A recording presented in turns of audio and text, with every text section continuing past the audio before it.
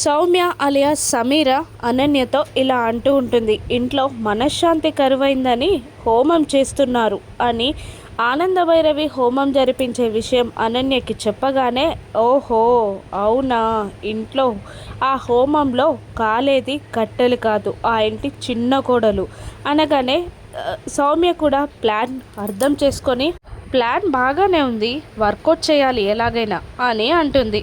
అనన్య కన్నింగా నవ్వుతూ ఉంటుంది. ఇంట్లో ఆనంద పంతులు గారిని పిలిచి హోమం స్టార్ట్ చేస్తుంది. రోహిత్, ప్రీతి, శరణ్య, దర్శన్ హోమం పైన కూర్చుంటారు.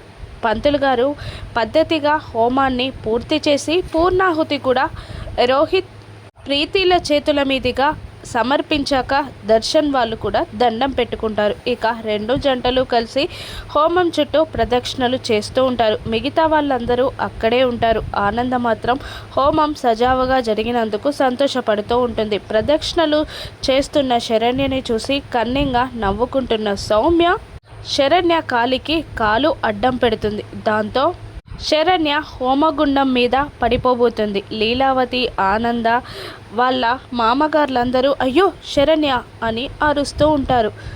దర్శన్ శరణ్యని హోమగుండంలో పడిపోకుండా పట్టుకుంటాడు. శరణ్యకి సౌమ్య కాలం అడ్డుపెట్టిన విషయం బయటపడుతుందా?